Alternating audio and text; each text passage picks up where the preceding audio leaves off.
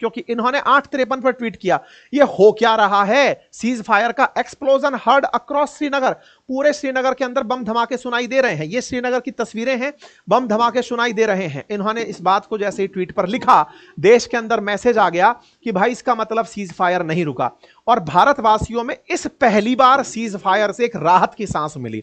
यकीन मानिए ये सीज फायर कई भारतीयों को तो एक प्रकार का उमंग और उत्साह दे रहा है, यह सोच दे रहा है कि चलो कम से कम भारत की सेना ने 4 घंटे पहले यह बयान दिया था कि कोई भी हमला हम पर होगा तो वो एक्ट ऑफ वॉर माना जाएगा।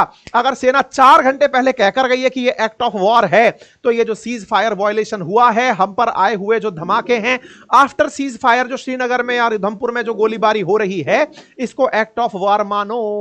और अगर ये एक्ट ऑफ वॉर है तो अब पाकिस्तान को ऐसा करारा जवाब दो कि पीओके के पहले मत रुकना। भारत के लोगों का मन तो जान लिया होगा। प्रधानमंत्री के बारे में रक्षा मंत्री का एक बयान था, और वो ये था कि जनता का पूरा मन जानते हैं। रक्षा मंत्री ने कहा था कि प्रधानमंत्री जी सब जानते हैं आप लोगों के मन में क्या है, और जो आप चाहते हैं वही होगा।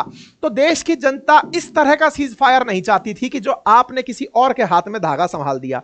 ये तो हम कतई नहीं चाहते थे, हम कठपुतली नहीं होना चाहते थे, नंबर 1। और नंबर 2, हम ये कतई नहीं चाहते थे कि आप इस तरह रुक जाएं कि आप ये कहें कि हम पर गोला चला, हमने गोला मार दिया। ये तो बहुत पहले से होता आ रहा है। सीज फायर वायलेशन बॉर्डर के आर पार तो बहुत पुरानी खबर हो गई है, भारतवासी इस पर कान भी नहीं लगाते हैं कि ठीक है ये होता रहा है। लेकिन अब नहीं सर, आपने कहा था ऐसा हमला अगर होगा तो वो एक्ट ऑफ वॉर होगा तो पीओके के बिना। हमको नहीं है मतलब कि आप इस्लामाबाद में चाय पी रहे हैं कि कराची को उड़ा रहे हैं, हमको मतलब है पीओके को पहले लो, बाद में स्कोर सेटल करेंगे। उनका क्या, जो बलोचिस्तान के अंदर बलोच लिबरेशन आर्मी के क्रांतिकारी बैठ करके पाकिस्तान के अंदर खंड भंड करने की तैयारी में बैठे हैं, आप उनकी उम्मीदों पर पानी फेर दिए। वो बेचारे जो यहां से निकलकर सोच रहे थे कि हम अपने आप के लिए अलग आजादी सोचते हैं, उनको क्या जो उम्मीद दिए आप। तो भाई साहब, देश के अंदर इस सीज फायर वायलेशन से एक उम्मीद जगी है, और वो उम्मीद इस बात की है कि नहीं साहब आप हमको कुछ तो उम्मीद दो और हमको यह काम करने दो। यह न्यूज बन जाती है कि blackout and raid, air raid warning in Barmer. यह न्यूज निकल कर आती है, पंजाब के अंदर कंप्लीट ब्लैकआउट हो जाता है, फिरोजपुर के अंदर, क्योंकि यहां पर अनस्पेसिफाइड टाइम पर इस तरह की न्यूज आना शुरू हो जाती है।